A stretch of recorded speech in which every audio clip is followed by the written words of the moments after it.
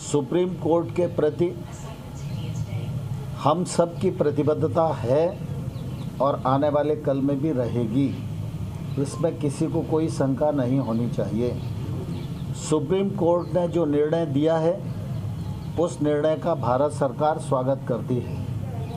Supreme court ने जो committee मध्यस्थता के लिए और सुनने के लिए बनाई है, वह कमेटी जब भारत सरकार को बुलाएगी तो हम उस कमेटी के समक्ष भी अपना पक्ष प्रस्तुत करेंगे और अपनी बात निश्चित रूप से रखेंगे। लेकिन किसान चूँकि सरकार से वार्तारत थे और इसलिए आज की तारीख तय थी, तो हम लोगों ने किसान यूनियन को पूछा, उन्होंने कहा हम वार्ता के लिए आना चाहते हैं। तो हमने कहा कि आप ज़रूर आइए।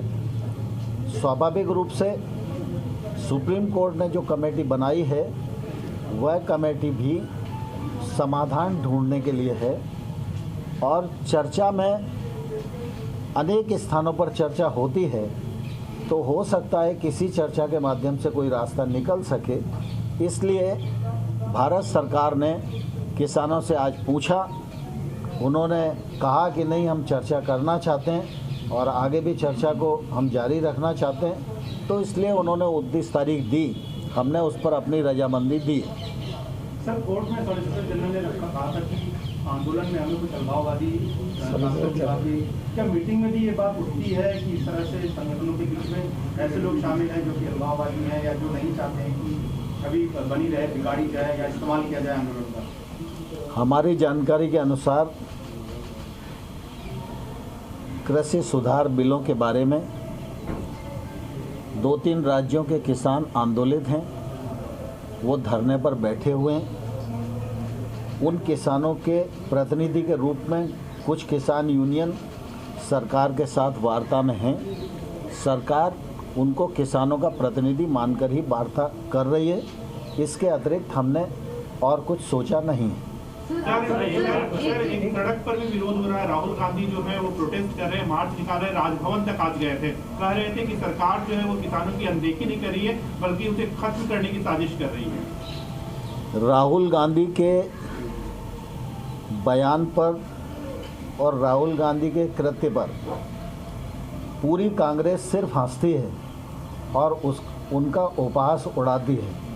मैं आपके माध्यम से राहुल गांधी को कहना चाहता हूं कि 2019 में कांग्रेस पार्टी के मैनिफेस्टो में